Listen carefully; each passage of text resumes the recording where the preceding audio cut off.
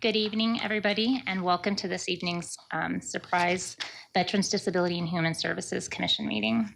I'd like to call this meeting to order. Deb, can you do a roll call, please? Chair Kent Partridge, Here. Vice Chair Hansel, Excused. Commissioner Billichek, Here. Commissioner Daigle, Here. Commissioner Cupper, Here. Commissioner Lair, Here. Commissioner Mendez, Commissioner Quintero, Here.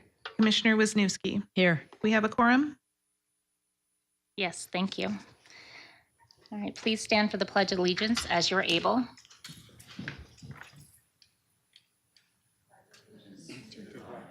Of the United States of America, and to the republic for which it stands, one nation, under God, indivisible, with liberty and justice for all.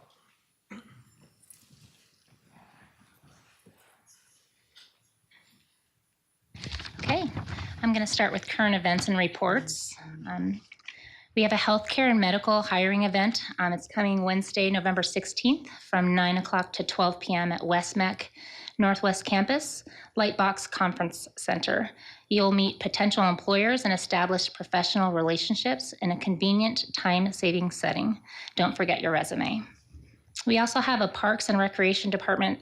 They're actually hosting an adaptive Friendsgiving party, which will include a turkey trot, fun activities, and pie. All activities take place at the Sierra Montana Recreation Center on Thursday, November 17th from 6 to 8 p.m. This event is designed for individuals with disabilities and their families to enjoy. Please visit surpriseaz.gov, Surprise Rec, to sign up.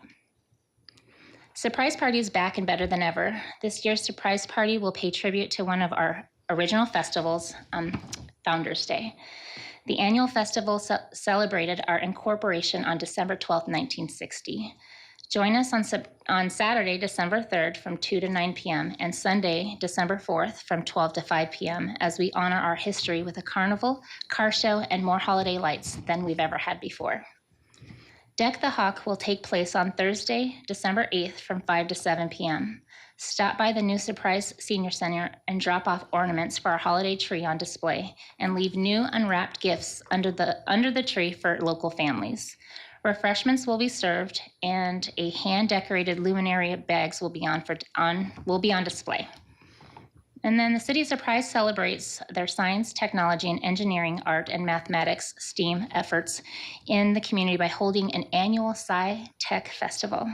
This year's event will take place on Saturday, December 10th from 10 a.m. to 2 p.m. at Mark Coronado Park.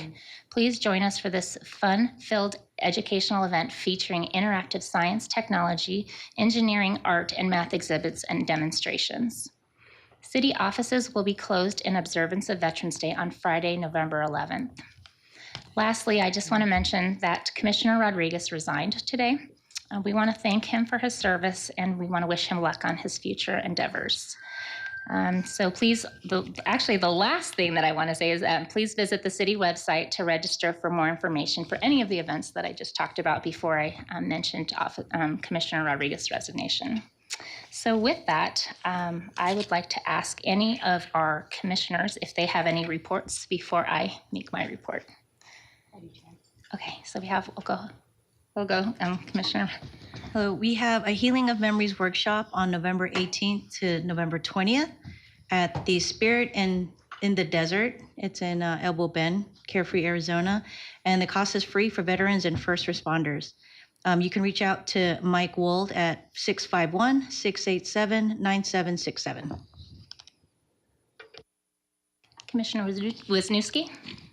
Yes, the American Legion Riders Post 96 are having their annual spaghetti dinner open to all November 12th at New Leafs Riverboat Bingo Hall at 18300 West Bell Road in Surprise between 5 and 8 p.m. And there also, it is a $10 purchase if you purchase online or at the door $15. You can also contact the website as ALR96 surpriseaz@gmail.com. Thank you. And I have one update. This weekend, on Saturday, November 12th, Adaptive Sports and Family Field Day will be happening at Radiant Church in Surprise. The address is 1522 West Paradise Lane. I'll be there with my family and some of my clients, so we would love to have you guys. If you can come out at 8 o'clock, will be the check-in, and it will go until 12. So this event will be open to individuals with disabilities, ages 5 and up, and their families. So is there anybody else that has any other reports? No? Okay, so with that, we'll go ahead and turn it over to Danielle for staff reports. All right. Good evening, Chair, members of the Commission. I just have one quick update. Our department, Human Service and Community Vitality, are seeking sponsors, performers, art contest submissions, and community service volunteers for the 7th annual Dr. Martin Luther King Jr. Day of Celebration and Service. This next year, actually, it's going to be held on Saturday, January 14th, 2023. So for any of those categories, there's more details available on our city website, surpriseaz.gov. And that concludes my report. Thank you. That was fast. Thank you, Danielle. Appreciate that. All right, so we can move to our regular agenda. Actually, no, we have the call to the public. So with this, I'm going to go ahead and open the call to the public. Sorry, you guys. So Dev, do we have any calls to the public at this time? Not at this time, Chair. Okay, so I will close. All right, now we can go on to the first regular agenda item. Deb, can you read the first agenda item, please? Consideration and action pertaining to the October 19th, 2022 Veterans, Disability, and Human Services Commission meeting minutes. Okay, all right, do we have a motion, or can we get a motion for these minutes? I to move that approve? we approve the minutes from October 19th. Do we have a second motion? Okay, a second. All in favor? Aye. Any opposed? All right, motion passes. Thank you, everyone. Okay, Deb, can you read the second agenda item, please? Presentation and discussion pertaining to the services offered by Dysart Community Center. All right. I'm going to go ahead and invite Annie Ansel up to give the presentation. Thank you very much. It's a pleasure to be here to share the story of Dysart Community Center. This year is actually our 60th year of service in the West Valley. And so my presentation has a few funny pictures in there of what it was like 60 years ago or so and what it's like now. This was not 60 years ago, but the picture on the bottom right is when I was 60 years ago, when I lived in Malta before I came to America. And then more recently, we had a young man from Surprise who collected thousands of pairs of socks for children in the community. And he just brought them in so that other children could have socks. He thought socks were important, and he did it in October. So he called it his Socktober collection. This is a little video. I'm hoping it'll work, but Microsoft gave a grant to Dysart Community Center to create a computer lab to help all of the families in the West Valley that could come in and they can practice for jobs. They can practice their language skills. They could work on many, many different testing in their works if they needed to. And also during COVID-19, it became the computer lab for a lot of children who were doing their education from their couch and they did not have the internet. So see if that's going to work. Nope. We might be able to get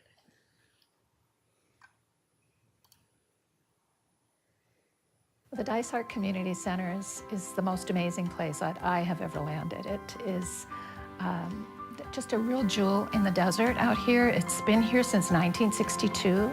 It started as a vaccination clinic for migrant farm workers and then very quickly developed into a place of education for their children, because without education, the families weren't able to support them, and you know, they learned English, they learned to speak English, they learned many practical skills to survive in the community. And it was just a really thriving place for migrant farm workers to come and get clothing any practical support that they needed. Dysart Community Center provides food, clothing, human contact, education, and just the consistency of knowing it's a safe place to go in the community. So I'm very excited about one of our programs, which is our before and after school program. And we began the before program after COVID because we realized so many people had lost so much financially and they can't afford childcare. And they're working 2 or 3 jobs. We take children in here at 6 o'clock in the morning and they're here till 6 at night. And if they have $1 a day to pay for it, we take it. And if they don't, we provide that care anyway. Dysart Community Center has a food pantry. When COVID hit, we didn't have any programming. So Miss Annie and I would wait in the office and we would have food delivered from the Westside Food Bank every day. And we were able to hand out meals to our families and who had the kids at home. So they were provided a meal each and every day. So Monday through Friday, we would set up shop and we would hand out meals. Now that our programming is back up and running, every Wednesday through Change X, we have a food pantry. So we have a couple of volunteers that come in and we pick up donations from Sprouts and Albertsons, and they package food for the community. Every Wednesday morning, they're able to come out and pick up any sort of groceries that they may need. On various days, we have toiletry donations, hygiene, and clothing donations. So we put all that out so the community can come and shop. So one of the greatest benefits that we received here was the support of Microsoft. And through the new data center that's being developed in El Mirage, we were able to receive a volunteer from that center who came out, helped me to streamline our computer system and the way that we manage things here. They encouraged me to write a grant to Microsoft and receive funding for this beautiful computer lab. This lab means that many of our families are able to come here and apply for jobs, additional training. Our GED students and high school diploma students can study and take the tests and everything that they need in here. And we have girls who code who can come in here. And before they were on very sad equipment, and most of them were sharing. But here, the older girls can help the younger girls really work on coding, and it's just been a tremendous resource.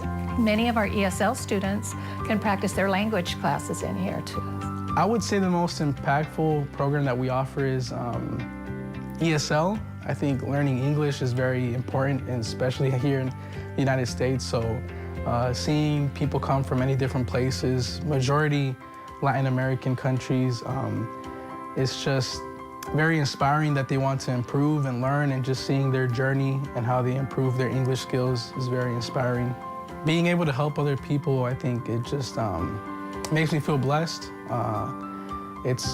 The center they don't help people to gain anything. We just do it because we care about the people of the community, even other communities, other cities that might not have the services that we provide. We just try to help as many people as we can. So it just feels good to be able to help somebody. It's just, you can help one person and they can help somebody else, and it can just make a chain of just positivity and growth.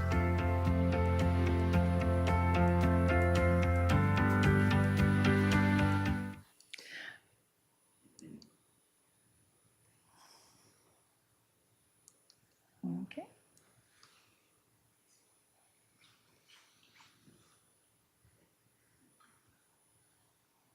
I will just say that all of the people that were in that were speaking, Priscilla Dueñez has been with Dysart Community Center since high school. She was a volunteer, and then she went on to become a staff member. 16 years she has served there, and no time was probably more important than during COVID-19, because she and I were the only ones left in the building. It was such a tough time, and we greeted people every day that maybe didn't see anybody the whole week. They were locked in their houses, and we were able to give them hygiene and food supplies. Some of the programs we offer, we just had our latest citizen become an American citizen. The gentleman who teaches the program was an attorney that worked helping people with immigration issues, and he just donates his time. The older pictures are way back when they used to teach the very same program. We are very proud of a program that we took on from a doctor from California, created a program, first of all, for autistic children that were having a tough time in the school system, and then it transferred over into the prison system to help adult prisoners learn and be able to get their high school diploma. So every year for the last 3 years, we have had graduates. Our oldest graduate this year was 83 years old. We have had several women in their 60s who have returned and got their graduate. They were so close in high school. One lady had a baby every year of high school and unfortunately didn't get her diploma, but she received it through us and now has gone on and she is attending college. So she's very, very big life changes for these people. These are just, the before and after school program is really remarkable because we take the kids in early in the morning. We make sure they have a nutritional meal. We keep them through the day. If their parents can't afford the $1 a day, we think it's good for them to give it and try it. But a few years ago, Seth Dyson from Surprise and I met and we talked about the possibility in the historic district of Surprise. There were a lot of children there that we knew were home alone, of taking our program into the senior center and making an intergenerational program. And it has happened and it's phenomenal. And it's the happiest place to go. The seniors get something, the children get something from the seniors. And it's just really exciting to watch and see. Plus these children, their grades are improving. There's more of them matriculating 3rd grade. Quite a few of them are improving their reading comprehension skills. Many of them don't have the internet at home, so they have the ability to do their homework there with someone to help them every day. The seniors come in and they're helping them to make a garden. They teach them bingo, which is a very important skill. And one of the seniors from the center is a retired science teacher, so he's teaching them about photography and the eclipse and stars and things they would probably never have an opportunity. Plus, many of them come from single-parent families or they live with grandparents who don't speak English, so they have no one really to help them with homework. And this program works. We check their schools, we see if all their assignments are in, we check their backpacks, and we make them succeed. We help them to do it. In the early days, it was not much different. These are ladies that were from the 60s that were helping. And then this was a recent program that we did with the dinosaurs came to our centers. This is part of the intergenerational program. This gentleman on the right is the retired senior who helps, the science teacher. But also the children sit on a food pantry day. These are 2 ladies who came to get food, and this is a young man in our program who's been there ever since I was there. And they just communicate and talk, and I think it's good for everybody. Again, the children's program is just remarkable. We had this summer was for us the biggest thing. We had 263 children between both sites. At the Surprise site, we took over the Villanueva gym, and we had 76 children enrolled in the program all day long, every day. We had a particular family that were special needs children who their mothers wrote to us and said that all her life with her children, it's been nope, sorry, don't fit our program, can't come. But we didn't say that. They came, and for the very first time in their life, they made baskets. They were told their IEP said they couldn't even do a single jumping jack. They were running around the gym. They were joyful. They were joining in. Even if they didn't have the language skills, they felt accepted and loved. And that mother even wrote to say she wished she had schools like that when she was young. It was a lot of fun. But it meant that over 83 families were able to return to work this summer because they had childcare that lasted all day long at no cost. And Chick-fil-A has been a great supporter of us. They do our Thanksgiving dinners, and our kids are also doing STEM programming in our lab. So they cook. There's many, many programs that they're doing. They learn to sew. This is our dinosaur days. Summer camp program is big. We hit the ground running. We do it for 10 weeks so that there's childcare for every day that the parents are out in the summer. And this was a festival from years ago when they made papier-mâché animals and marched through the streets. It just shows the history of this center. At every holiday, we have a big holiday event. We make the parents come.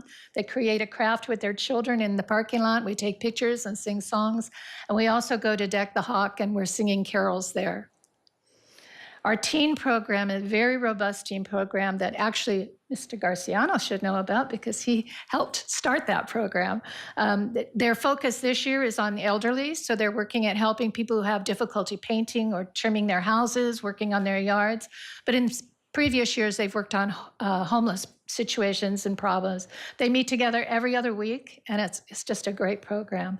They also volunteer all summer. So we have 35 teens that work for pizza all summer and help the kids. And it's great for the kids to see these mentors, to work with them. This is part of our food pantry. We have volunteers that come. I have 7 absolute volunteers who show up. I supplement the food that we receive from St. Mary's Food Bank with Bishop Storehouse, who gave us a generous donation of canned goods, razors, toothpaste, toothbrushes. So the families get toilet paper, which is gold dust. So during 2022, over 340 people were served every single week.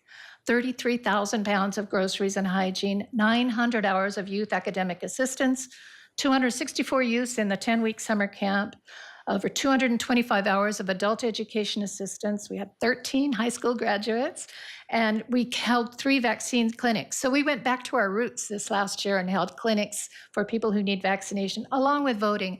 And I tell you, we do this with a staff of 3 full-time people and 4 part-time people. But we are so proud of that center and the work that we do and the communities that we serve, and we are very, very happy with the partnership with the City of Surprise. Can I answer any questions? Okay, Mr. Mendes. My mic's not working. Okay, thank you so much. I didn't even know that all existed, and that's really interesting information. Now, I know you said how it started and who was allowed to go before, but who can utilize your facility and services today? I'm sorry? Who can utilize your facility and services today? Absolutely anybody. We do not ask for proof of income. We know that some families cannot afford anything in the community, but we wanted it to be even playing field. So even those who have are there with those who have not, so that they can all learn to get along together and work well together. Our tutors and mentors, that we have over 120 adult tutors that help. They're from all walks of life and all ages. Anybody can walk into our food pantry at any time. They don't even need to show any identification. Many of them roll up their sleeves and work alongside of us. So it's open to anyone. We have people in summer camp that come from as far as Whitman, but the majority of our children are from Surprise and El Mirage. So how does somebody get involved or get started? How do they sign up? How do they get involved in the programs? They just walk in the door. Yeah, they just walk in the door. Thank you. Yeah. Commissioner Daigle? The age ranges. So in our before and after school program, we start at 4 years old. Okay. And they go in the before and after, usually till they're 12, and then they move over to the teen program. Some of our teens want to stay 1 more year in the youth program, and then we go all the way up to 18. And then from then on, the high school, the GED and high school program is from 18 on up, and our high school diploma is endless. We're waiting for our oldest one yet, since it's got to be somebody over 85. Okay, I was just curious how young you would go. We'd go to 4. They have talked about going younger, but right now we're focusing on those ages because I know that when I started there, they were being left home alone because they could not afford childcare, and it's just not safe. Yeah. Thank you. Thank you very much. No, I have a question. Sorry. Oh, yeah. So first, I want to thank you. What a wonderful way to fill everyone's cup, right? The intergenerational, I can't even say it, the seniors and the children. So thank you for doing that. So you said you had 83 kids that participated in the summer for the childcare. So my question is the funding for that. How is that paid for? That is a great question. Yeah. So for all the years it has existed, Dysart Community Center has never received any city, state, or federal funding. Everything that was done through grants, religious organizations, donors. We still have some of the same donors that we had 60 years ago. The secretary of our board is the same secretary that we had 60 years ago. As far as this last year, the governor put out a program that meant free summer camp for every child in Arizona. And I was very fortunate that I wrote a grant and it was accepted. So we were able to, we didn't have to charge anything to any parents at all. The rest of our programs, my determination was always that we would be self-sufficient, and we are. We don't waste a penny, and I'll go anywhere and talk about money, but many of our donors are just wonderful, and a lot of them are retired educators who believe in this one-to-one tutoring and mentoring. So could you utilize like DES childcare to kind of help with, do you know what I mean, get funding from that if anybody was able to qualify for that for your program, if it was like an actual childcare, if they were coming for the childcare hours? We could do that. We I'm have just not. We usually, because we charge $1 a day if they don't have I'm just it. thinking of funding, like how do you know what I mean, if it ever became. It was Absolutely. Just an Our idea. biggest funders, I mean, to be honest with you, Microsoft has just been wonderful. Since that initial fund for our computer lab, they've come through and they're funding internet from one end to the other to our facility, state-of-the-art internet, so that never again do our families, during COVID, they were in our parking lot trying to use internet, which meant we could barely work in the office because we had no bandwidth. But so it's just, that's a very good suggestion, and we are working on I mean, Hey, yeah, it absolutely. works, But we right? don't turn away anyone for service. And then the food pantry. So you have donations. Who can use the food pantry? Anybody, Anybody. It's the same. anybody. Wonderful. Yeah, Thank and you. it's sadly, because right now times are tough for people, it's growing and growing. This last month I had 78 families waiting in line. I arrive at 6 a.m. on food pantry day. They were already at the gates waiting for me to come. Is that grateful the Wednesday food? Is that the first Wednesday? It's the first Wednesday of Okay, every I see month. signs Yeah, out there. yeah. Wonderful. Thank Thank you you. again. Does anybody else have any questions? Okay. Thank you very much. Thank you. Okay, Deb, can you read the next agenda item, please? Okay, presentation pertaining to the Surprise SciTech Festival by community engagement partner Lord Garcelano.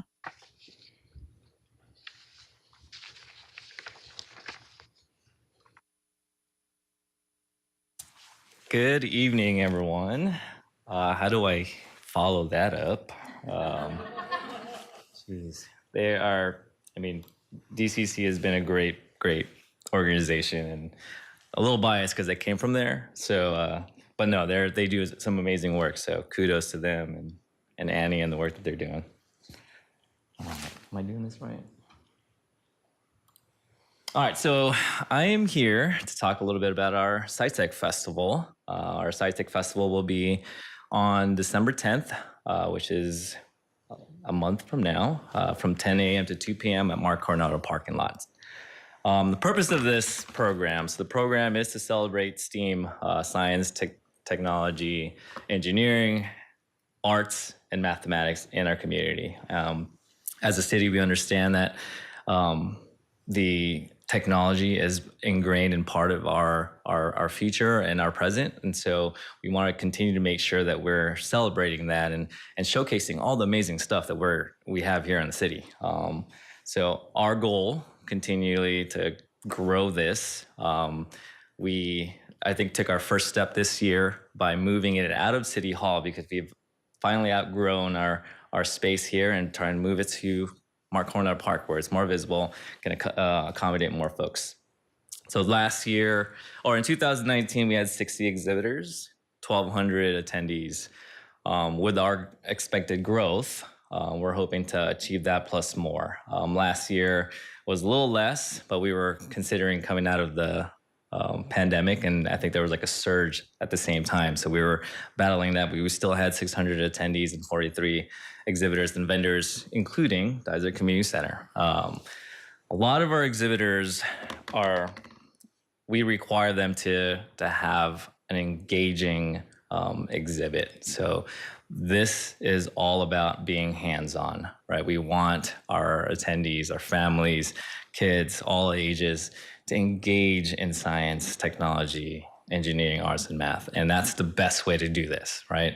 So every exhibit, every vendor is required to have some activity where the kids or the folks who are attending are hands-on. So last year we had a surgical robot from Banner Health, which was crazy, insane.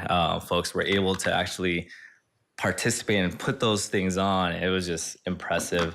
So hopefully this year it's going to be a little difficult for that because that was a very expensive robot and required some space that's indoors. This year is going to be outdoors, so we're going to try to get creative. But this year we're going to bring in hopefully a motorcycle show, a bike show with our American Legion friends. So that's in the works. We have our CTE programs per usual. Dysart Schools have been a great partner with this program, with this festival. And so we try to bring every single one of their CTE programs and really showcase them along with our charter schools. So there are so many amazing things happening in STEAM here in Surprise. And I think it's important for us to really show the community that this is happening here locally. And there's so many fields to get into and so many things that our young folks can really explore. And so that's the goal. As far as VDHS, and for me, my request for you guys is to be there, right? I would love for you guys to be there. We want to share this opportunity to everyone, showcase to other cities that we as Surprise, we're growing, and we know that, and we have great organizations, nonprofits, local businesses that are doing some amazing work in our community, and we want to just make sure that we're sharing that to everyone else. So pretty much it. Any questions? I'm happy to field them, but that is our SciTech Festival. I have one question. I just want to confirm the date and the time. Yes, So it's the December 10th? 10th. At December what time? 10th from 10 a.m. to 2 p.m. at the Mark Coronado parking lot, Okay, which so is right next to the Surprise Stadium. I want to make sure. Okay, wonderful stuff. And it's free. I forgot to mention, it is a free event for everyone. So Free. Okay. Go ahead. Thanks for coming out. This seems pretty exciting, honestly. I know you guys don't have anything locked down just yet, but how many exhibitors are you thinking? or So do you right have locked now down so far? we have about, I think on my list, I want to say we have 40 registered, Okay. and we're still fielding more folks. So we're going to field until probably the end of this month. Do you have a limit based on space? Our goal is to get 100 vendors. Okay. And then you were saying effectively everything has to be some kind of interactive, right? So- Yes. Okay. Yeah, That's awesome. so, yeah, Thanks. it's gonna be fun. We already warned our American Legion friends that folks are probably gonna touch your bike, so just heads up. So they said all good. So, Okay. awesome. So Thank much. you guys. Appreciate it. Thank you. All right. Deb, can you read the next item on our agenda, please? Discussion pertaining to the VDHS Commission's participation in Game Night 2022. Okay, so I put this item on the agenda just to give us all an opportunity to talk about game night. There were a number of you there, so thank you all, everybody that was able to make it, that was able to hand out candy, get our information out to the crowd. It was a very large crowd. I have the police department estimating somewhere between 3,000 and 4,000 people attended the event. And I also wanted to share that the $1,500 that you all contributed to the event helped to pay for the stage, for some of the entertainment amenities, so like bounce houses and part of the entertainment, for some miscellaneous equipment, and then of course candy, because we need lots of candy at that event, clearly. And so Officer Tovar, Officer Thomas wanted to just extend their gratitude for your collaboration on this event. They really enjoyed it. They would love to continue doing it moving forward if you all are interested. So again, that's why I wanted to talk about it tonight. I wanted to get everybody's general thoughts, hear some feedback, see if it's another opportunity to continue to participate in years to come. Where can we improve? How can we do better? Things like that. So I'm just going to kind of open the floor for discussion. First, I just want to say it was a lovely event. and lots of people, and it was really nice to see law enforcement, everybody there. Just watching the helicopter land and just the owls and all that kind of stuff was pretty cool. So I thought it was great. We do have some suggestions. One of the things I think was already mentioned was the accommodation part, right? So just making sure we have that moving forward, and I'm sure there'll be some more discussion about that. But overall, I thought it was great. Maybe the one thing I thought was, I don't know that we were separate enough. You know what I mean? I don't know if maybe our table, I don't know, maybe more of an area, because we were all kind of like cramped in that area. So maybe having another table for more room would be a suggestion that I have for next year, just so that we can all have space. So does anybody else have any suggestions? Go ahead. Yeah, thank you, Chair. So yeah, first of all, yeah, it was great attendance. There was a lot of people there. Overall, I kind of feel it was overall well laid out, but I have to agree with the chair that, I think in the years coming, if we do this event like this, I think we need to have a separate area, especially if we're trying to move towards not doing away with the Care and Share, but making that part of the Care and Share Expo, or making the Care and Share Expo at that event. There's more than enough room. I mean, it could all be laid out a little bit differently, and we could have that. The accommodations, yeah, that's the biggest thing, I think. But I think that can be, once again, it can be worked out. We kind of threw this at them at the last minute, at the 9th hour, even though it was still a couple months away. They still kind of didn't have much time to plan for all of this. So my biggest suggestion would be, for the next year's event, for the GAIN event, that either a staff person and somebody from this commission sit down with the police and their planning, and the Parks and Recreation team, and plan this out and give the suggestions, because they can say, okay, with the Care and Share, this is what we have, this is what we would like to do. Look at it that way, and then even talk to some of the vendors that go to the Care and Share and say, okay, this is what we're going to do. What do you need? Type of thing. And, I think that's the way that we need to go. I think it really is. I mean, he had 4,000 people there. We're never going to get 4,000 people at Care and Share. And as much as, as much as everything went well, yeah, there were some problems, but those can be overworked. I think those can be worked out. So that's my opinion anyway. I had one question about the list of vendors that they had, because I guess I was under the impression that it would be the same that we used there, or did we just use theirs and we just had other people come to that? So they, I shared our list of Care and Share vendors with the police department so that they could invite them, but whether everybody was able to attend or not, clearly not everybody that was at Care and Share was able to attend that. But I know that they did reach out to them. So it could have just been timing. It could have been that they didn't have staff available and things like that. And I agree that having a representative from the commission or something like that would be good, and that would help streamline that for the next time. So, all right. So, anybody else? Commissioner Daigle? All right. Refresh my memory on what was the purpose of GAIN Night. Do you know? Overall? Overall. So GAIN Night, it's, the acronym is Getting Arizona Involved in Neighborhoods. And so the purpose of GAIN Night is to make the community aware of the various resources and services that are available to the community, which is why they invite a ton of nonprofit organizations, things like that. Okay, so it is similar to our Care and Share.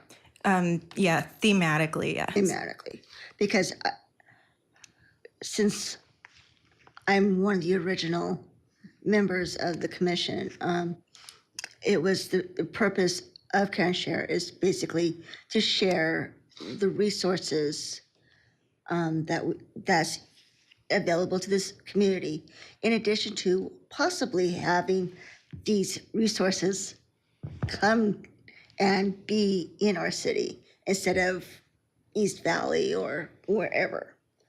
That's the original intent of Care and Share. Now it's accessibility. I'm just gonna leave it at that. We all know. But looking around, I was kind of disappointed on the vendors. Not even our Adaptive Rec did not participate, which I felt like they could have been, because none of the disability sides was represented at game night. So that's my So more What should I say? representation in that area more is what you'd like to see. representation. It's like more of a make sure everything is covered instead of being heavy on one side or the other. Just make it sure it's even all the way around. Again, I would like to, if we can even find a location, a central location for accessibility, because it is just, that's my big thing. I want to talk about that point a little bit because I know it was an obstacle. And I know that it was pointed out as a hurdle for some people to even go to game night in the past. And so thank you for going and experiencing it firsthand. But I want to know if it's of interest to this commission, if there was some way to make it more accommodating, more accessible. Is that something that you'd be interested in putting money towards instead of just the general, this past year it was, we'll contribute $1,500 to kind of help grow the event or to help just fund it in general. What if there was that focused effort of whether it was creating a ramp over the entrance so that there wasn't as much of an obstacle, or if there were temporary pathways that could be laid out or something to that effect? And I don't know what exactly could be done, but if it were explored early on and if it were something that could be funded, would that be of interest? If you don't mind, the pathway would be great on the grass. I was wondering, if possible, seeing if the stadium would be open to having us use it. Because for it, that's just a thought. Right. I know that night there was a game going on. And so I think it just comes down to whether fall ball is happening or Right. not. And so it's a scheduling issue, but it's a suggestion I could bring forward. Okay, Commissioner Cupper? Thank you, Chair. As far as to your question about money, I think if, we go along with Commissioner Lair's suggestion of having someone directly working with the police from this commission, and we can work it out ahead of time, money is a great idea as far as if we look and see, can we feasibly do it? If we can feasibly do it, perhaps it's maybe, like we talked about, a couple people here have talked about separating us out slightly, maybe having kind of our own corner within there. If we are going to be obviously trying to cater to the disabled population or whoever needs that help, putting us closer to the entrance. Okay. That way, whatever we do have to do as far as ramps, paths, etc., if nothing else, they can easily get to us, and you're not trying to snake through all this other stuff. And maybe there's a ton of kids there, maybe they're walking on the path, et cetera, et cetera. And these are things that can obviously be hashed out over time, but I'm open to the idea of putting money towards if we can kind of guarantee on ahead of time that we can get the exhibitors we need, and we can guarantee that we can actually make it accessible. And then to the stadium idea, I believe we did mention this before months ago, and I want to say, stop me if I'm wrong, but I want to say part of the concern or hurdle was that it likely would cost a significant amount. And that's and maybe the stadium would be willing to work, but it doesn't seem like in the past they have been willing to at zero cost. So Right. It would depend. I mean, the stadium is a city asset. And so it's just dependent again on what, if the leagues are using it, because we have contracts that we honor and things like that. But all of those suggestions are exactly what I'm looking for, because I know, especially the police department, Officer Tovar, I'll tell you, we're a bunch of cops that just plan an event. We're not professionals at this. And so he especially is very open to how to improve it. And he would love to make it accessible to all so that there's nobody who sees that it's in the grass or that there's issues with mobility and just writes it off. We want everybody to be there. And so if you're looking at that event and there are things like that where we can bring different areas closer to the entrance so that it's not as much of a trek to get there, stuff like that, that's the kind of feedback that could really help improve this event. Whether there's money put into it or not, just that advocacy is what we're looking for too. So thank you for that.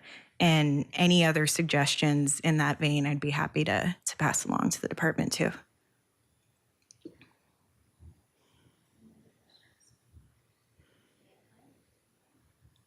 Maybe with that said, about the accommodations, maybe have volunteers on hand for people that need assistance. Okay. That way they're kind of rovering around and making sure everybody's accommodated well. And also, I thought the band was too far out. You really couldn't hear. The speakers were just like focused mostly by them. So maybe position them a certain way or have them smack dab in the middle and then everybody around. Just thinking, you know, so everybody can hear the raffle and, you know, so everybody's just like, oh yeah, there it is. Okay, so, thank you. Welcome. I like that idea because getting food for people just help it is so the food trucks, you know, if they're not necessarily accommodating, they could help by getting food for anybody that has a disability that needs help. Okay, sorry, Commissioner Lair. Yeah, she reminded me of something else I was going to say. So yeah, no, it's good. You know, going back to like everybody said, like volunteers and doing stuff like that. So you have all the police explorers that are there and stuff like that, and they were walking around, they were interacting with people, which I thought was impressive. That was super impressive. You had a bunch of teenagers that they interacted with everybody. So you know, number one, you know, we can utilize that, or they can be utilized in a little bit different of an area. And then two, next year, you know, we were doing the surveys and stuff like that. That would be also a great way to utilize them. They're already interacting with people, so they can, you know, we can ask them to give out the surveys and stuff like that, or take the surveys. But yeah, I think volunteers like that would be great, assistance and stuff like that. And going back to what everybody said, it goes back to what you said too, you know, as the policeman, as, you know, officer said, you know, he's just a guy that puts together a bunch of people. So I think if he had some help and some direction, maybe talk to Parks and Recreation too, because I'm sure they know how to do stuff. But yeah, just, you know, the layout, and it's a growing thing. It's not going to be perfect. It's, even next year, if we sit on the commit, you know, sit with them and plan it all out, it's still not going to be perfect, but it'll be much, you know, it'll be getting much closer to what we need it to be or what we want it to be, along with what they want it to be too. So. Do we have any results of how many surveys were actually done that night? Because we were trying to give as many surveys out as possible, but you know. Yeah, I didn't see very many come in, and that was kind of to be expected just because of the crowd. There were a lot of kids to shuffle around and everything. So it was good to have the presence there and to at least get the information out to people. And so I didn't see very many surveys returned that night, not compared to Fiesta Grande, where we had a stack of them returned. So if for future, if I could suggest anything, people love to win stuff. So if they can scan the QR code, turn it in, and show like a screenshot, and they get their name put in a raffle or some type, that could really help drive some participation in the future. And just to, you know, the survey was, I mean, it closes in about a week. So that was just for the community resource center that's coming. So this is a one-time thing. You know, we've had it open for the last 2 months or so. But if there are future surveys that we need to put out, then yeah, definitely. I just had an idea of the SOS people can be there next year too, right? They could actually help our servants of Surprise. So yeah. All right, any other questions, anything? No? All right, perfect. Thank you. Right, Very thank great you. discussion.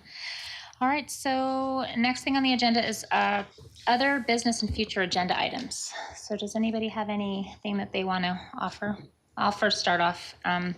Wondered if, I think I mentioned it to Seth, but to have a presentation from Adult Protection Services. I got some interesting stats, so I'd like to see how that's impacting our residents here.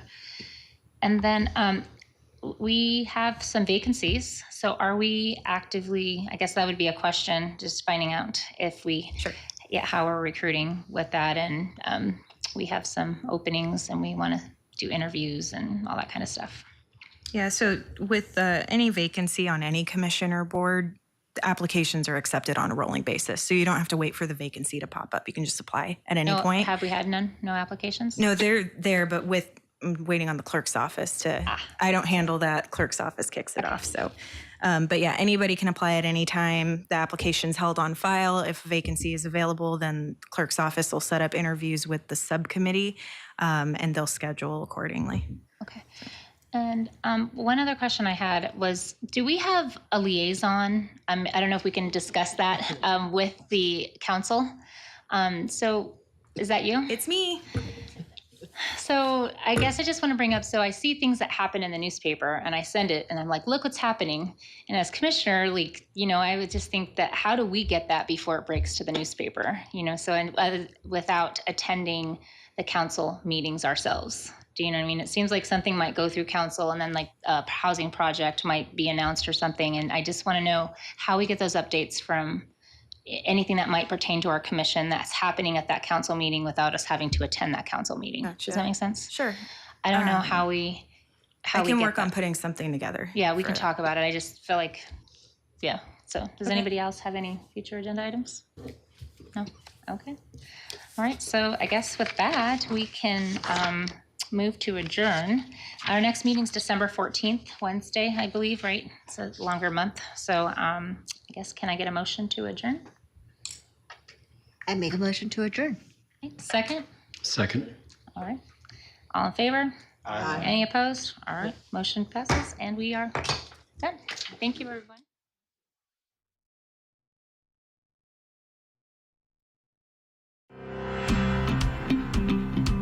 Your Surprise Police Department will be out reminding drivers and students about some very important traffic rules around our schools. First, remember to watch your speed. Marked school zones have a speed limit of 15 miles per hour. We also would like to encourage